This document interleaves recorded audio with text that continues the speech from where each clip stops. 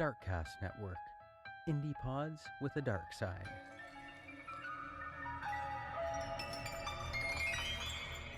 It's almost here. Our favorite time of the year. Cooler breezes, bonfires, jack-o'-lanterns, and concocting our own edible witches' brews, also known as soup. For many, this is also the time of year where the spooky and downright frightful movies become more plentiful on all of our watching devices. The scene is set, the popcorn popped, the pre-movie credits and soundtrack come to life. For some creeps, it's the classics. Alfred Hitchcock or Vincent Price, perhaps, or for others, something a little more out of this world, the sci-fi scary experience. Close Encounters of the Third Kind, or Fire in the Sky, or even Aliens. Then there's a category for the creeps that enjoy the ones that really push the level of scary to a higher level.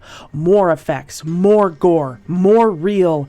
I'm talking blood, guts, levitations, and physical transformations. Those are the creeps I love and fear. You freaky little weirdos. We all have something in common, though. We enjoy the movie experience to escape reality. To watch things that make us marvel and shiver at what they have created.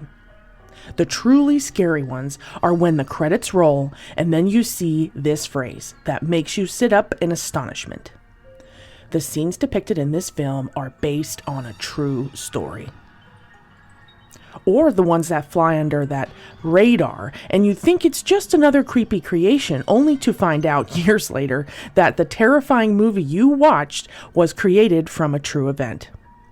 Today, we are popping the cork on the fall season by talking about a few of our favorite horror movies that are based in truth. Pop a bowl of your favorite popcorn, make a beverage of choice, and let's talk horror movies. Sup, creeps, and welcome to Creepy Confidential. Is Mothman really a supernatural force predicting impending doom? Did Apollo 11 really land on the moon in 1969? Did you find out if that was a cult that was living just 2 doors down that you waved to every single day when you got your mail? If these are the things you ponder when you should be sleeping, then I would like to welcome you to Creepy Confidential. I'm your host, Noelle, your resident weirdo Wisconsinite. I open case files on my favorite cryptids, cults, conspiracies, and other worldly creepy, with new cases, live broadcasts, and local lore. Some stories have been lost with time. Others are perhaps still happening today in your local communities, right up under your very creepy noses. So get ready, creeps. It's Creepy Confidential.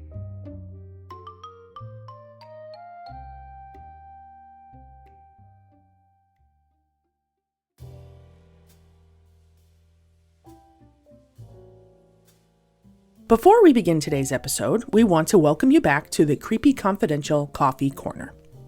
We don't know about you creeps, but we can't function without a great cup of coffee. And these creepy case files don't read themselves, so we are always brewing a delicious cup of bean juice. Our 2024 September Coffee of the Month is Highland Coffee Company. These high-altitude roasters bring their delicious bean roasts from high up in the Rockies. We stumbled upon them on Instagram, and we had to check them out. We ordered their Foot Brew, which is a Sumatran and Brazilian energized dark roast. They ain't lying. You will feel like you're being beamed up because this old cup of joe could keep Bigfoot awake. According to the description, it has an extra kick of caffeine, which I read after the fact and wondered why my eyes were vibrating as if an alien spaceship was dropping out of the sky to come and get me. The other one that was speaking to us is the one that features Edgar Allan Poe on the bag and the words Red Death. What can we say? We're a sucker for packaging when it comes to coffee.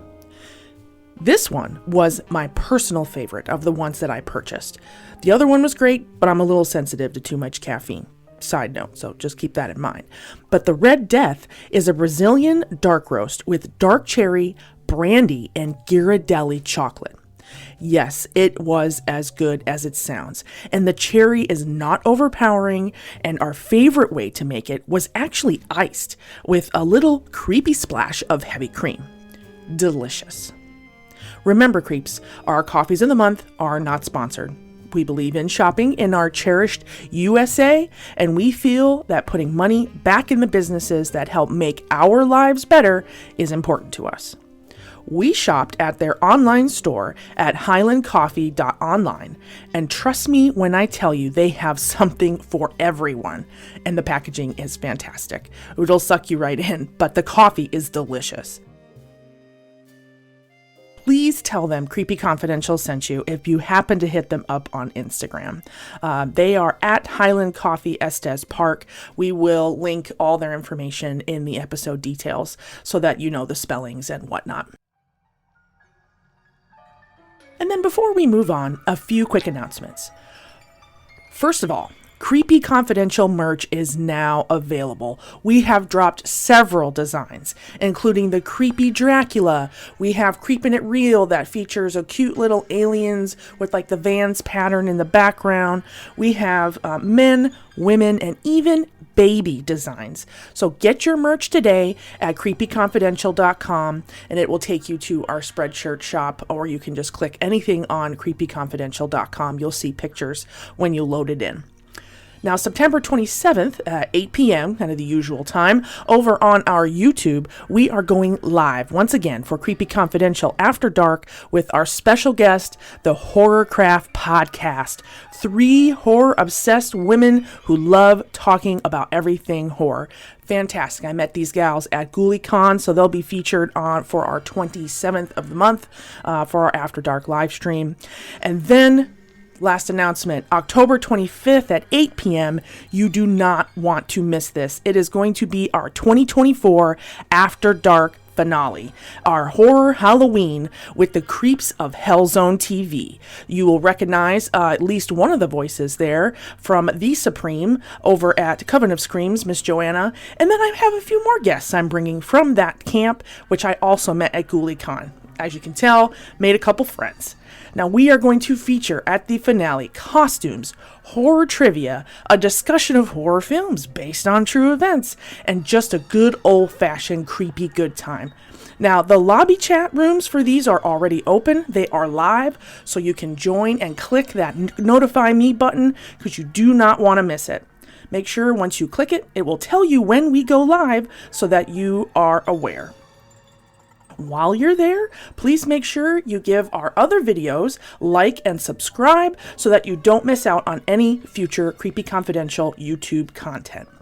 Now, after all those announcements, let's go on to the show.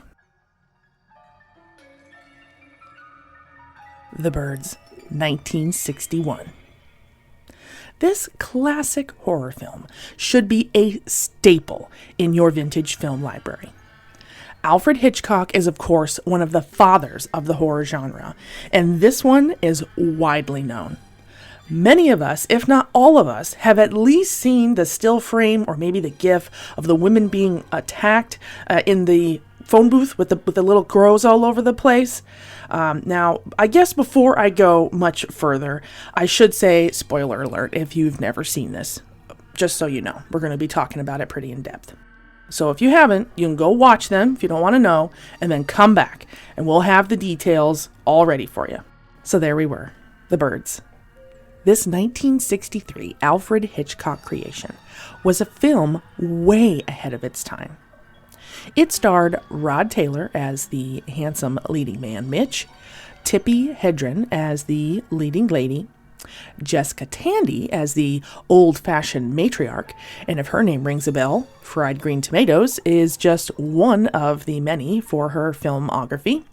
Veronica Cartwright as Mitch's innocent younger sister, and again, her name should also sound familiar, but Witches of Eastwick or a little film called Alien should also spring to mind. and Suzanne as the simmering brunette schoolteacher, whom also seems to be involved with Mitch somehow. The Birds shocked, thrilled, and freaked people out. The story begins with a wealthy San Francisco jet-setter socialite named Melanie perusing a pet shop. Mitch, a lawyer who just happens to be there, decides to play a little prank on Melanie, and she decides to return the favor and follows him home to Bodega Bay, where he spends his weekends with his mom and his younger sister. While Melanie is crossing the bay, the first blood is drawn by a seagull that attacks her while she's in her boat. It all kicks off from here. The neighbors' chickens begin acting odd and not wanting to eat. The birds in the area are flocking and lurking on telephone wires and playgrounds. The attacks continue as they are finishing their dinner in just the living room, and suddenly it's flooded with birds invading through the chimney.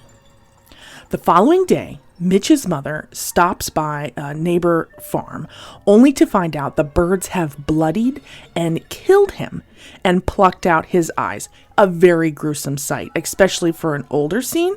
Now, when you watch it, all of us desensitized folks nowadays are going to be like, this is nothing. But for back then, oh baby, this was like the Alien of its time. The body count rises, and the behavior of the birds comes to a crescendo, with the leading lady being attacked, bloodied, and left in a shock. This wild ride Hitchcock has cooked up came to life from true events. It turns out 2 years prior to the Birds, an incident occurred in August of 1961. Thousands of frenzied seabirds known as sooty shearwaters invaded the coastline near Monterey, California. The Santa Cruz Sentinel reported a, quote, rain of birds slamming into homes and other shoreline structures.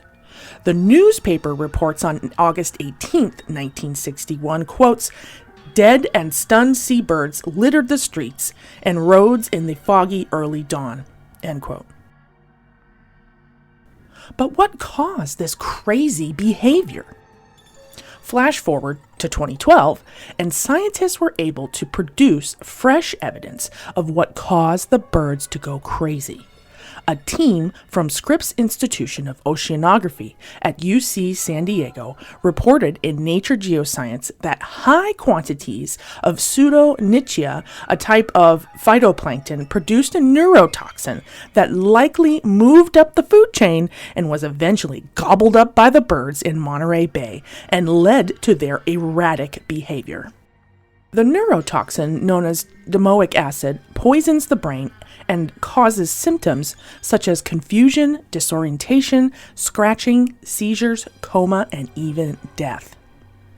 Turns out this acid has been linked with several toxic events known as harmful algal blooms.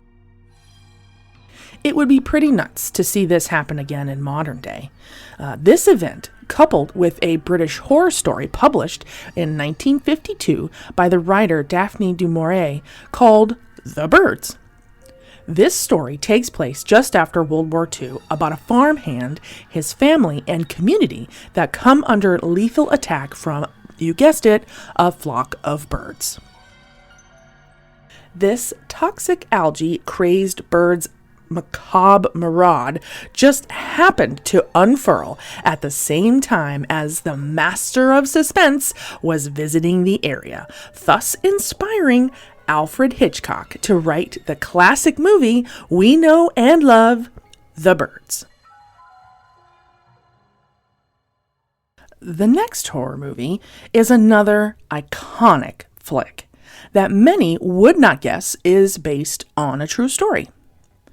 Poltergeist. Poltergeist came out in 1982 and scared us all out of our seats.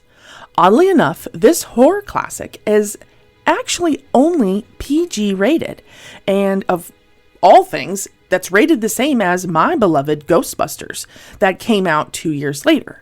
And yet in my mind, I feel like I can watch Ghostbusters and I'm cool. I watch Poltergeist and it has another sort of affecting type thing on my brain.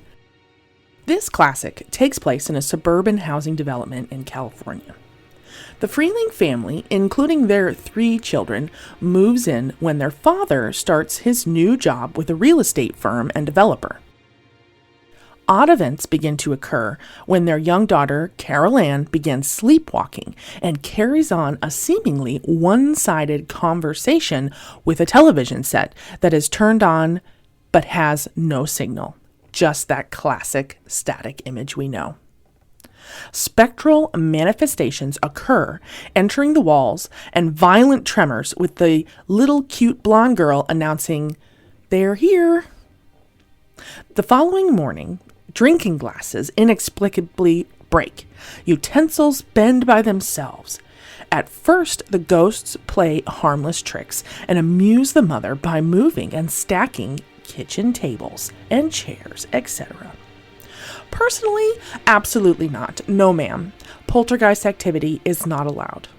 You need to leave. But I digress.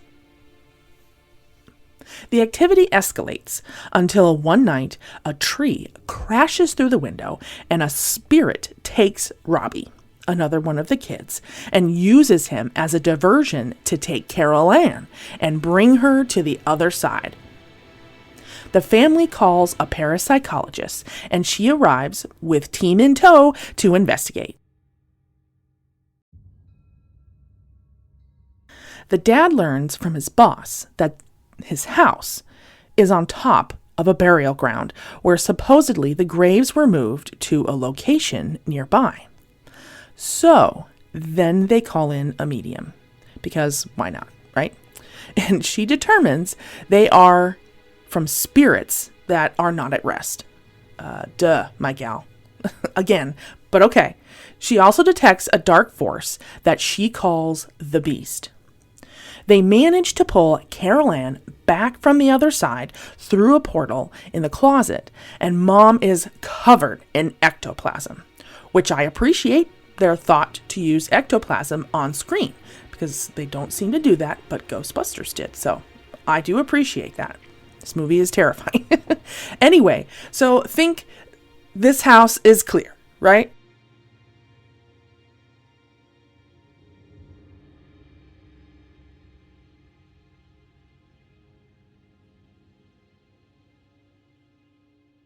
They have little Carol Ann back from the other side, and they are wanting to jump ship at this point. They are packing and getting ready when the dad leaves for the office, and the older child is now on a date. The Beast strikes in an attempt to accomplish this kidnapping again without giving the entire farm away. Let's just say it gets nuts. What is even more nuts is that this movie is partially based on a poltergeist, a real poltergeist, that was documented in 1958. In February of 1958, in Long Island, a house belonging to the Herman family brought the happenings of a poltergeist that they named Popper to the attention of researchers from J.B. Rhine's famous parapsychology lab at Duke University.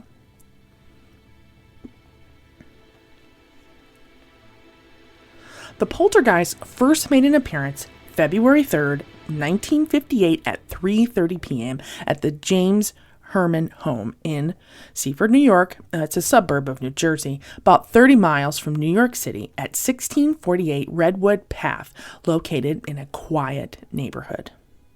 In the afternoon, Lucille, the mother, was there to welcome their children after her workday as a nurse. The 2 children, Lucille and James, were 2 ordinary kids, aged 12 and 13. They arrived home like normal and entered through the kitchen when chaos erupted. In a matter of moments following their arrival, various bottles containing liquids in multiple rooms suddenly began to pop their caps, and as they popped, loose bottles were ejected into the air. Bleach in the laundry room, bottles of shampoo in the bathroom, and the medicine in the medicine cabinet, and a bottle of holy water had popped open in the master bedroom and was found lying on its side with its contents spilled. She alerted her husband about what was happening, and since no one was injured, they really had nothing to report. A few more days go by, and Thursday, the children arrive home again. As before, another half a dozen bottles pop open. He blames it on his science-loving son, claiming he must have rigged these bottles to pop and have planted carbonated capsules and somehow timed it to go off at their arrival time, which I think is a little, poor kid. Mr. Herman even went on to follow the children, but specifically the son, every movement to try and catch him in the act. Sunday, a few days later, several caps popped once more again, including another bottle of holy water. Side note, you're going to do what you're going to do. I'm curious why there were so many bottles of holy water in this household. Like, what was the necessity? I don't know if this is something that, it's part of needing to do some sort of, ritual or with I'm not sure. And a follow-up question for me would be, why wouldn't you start using this holy water to your advantage if you have it laying around? But those are just things I thought of.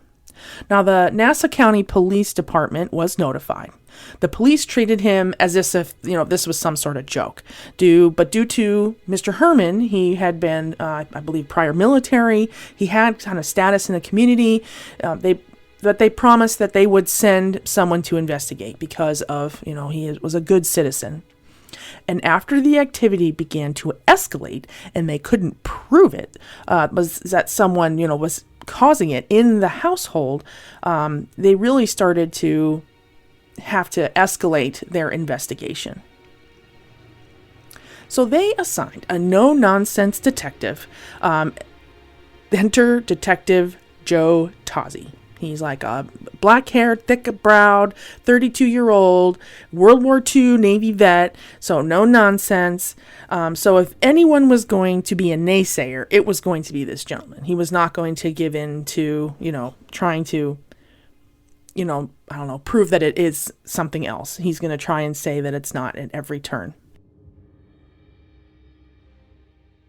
Now, this particular poltergeist case was also a huge checkmark in the world of parapsychology because it is the only one, only time in history where a police detective was assigned full time to the case of a suspected poltergeist case.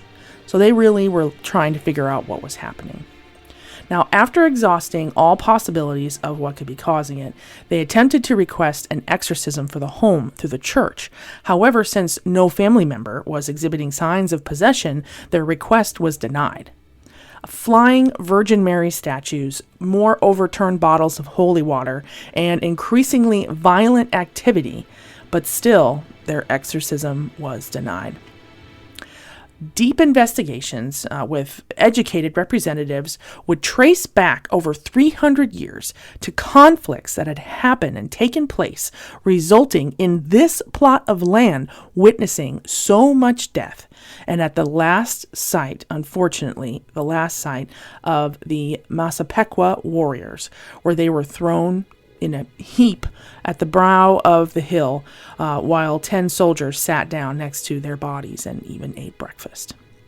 To add to the lore of this background of the movie, the lore still taught today in the area includes a mythical figure of a Matantu, which is a tribal underworld spirit roaming the wilderness and attempting to terrorize transgressors. If there were flowers, they created thorns. If rain watered the crops, they created mosquitoes. And if there was bountiful food, Mantantu added poison. This being has been kind of viewed as the tribal version of the devil. Now, creeps, I'm sure we're still asking, but what about the bodies in the pool at the end of the movie of Poltergeist? Because, right, you only kind of tied the actual poltergeist part to it. So in the 30s, now we have a little bit in the middle. In the 30s, the land was ripped up by a developer. Sound familiar? Several skeletal remains from that massacre we talked about here just a second ago had been displaced by the constant flow of water, and more than 20 individuals of those Indian remains were stolen by fortune seekers. The town of Oyster Bay managed to purchase the land in 1953, the very year that the Herman family home was built. Now, the disgusting pool scene makes more sense with all the bodies floating to the surface. Now, fun side fact, in the film, some of those bodies were real. The prop master had purchased the skeletons from a medical and science supply provider and then used them in the movie, unbeknownst to the actors. So maybe that has something to do with the curse that followed that movie, because there were several deaths following the poltergeist, including, of course, the little girl. Now, creeps, before I leave you today, I want you to remember these stories next time you curl up to watch your favorite horror film. The Birds, Poltergeist, Child's Play, and even The Exorcist. Many of the big-time favorites are either inspired by real lives or a direct telling of true events that took place. Now, following the episode today, please enjoy a preview presentation by a fellow Darkcast Network creator and a previous guest on After Dark here on Creepy Confidential, our live stream, Autumn's Oddities. And until next time, stay creepy, my friends, and we'll catch you on the next episode right here on Creepy Confidential.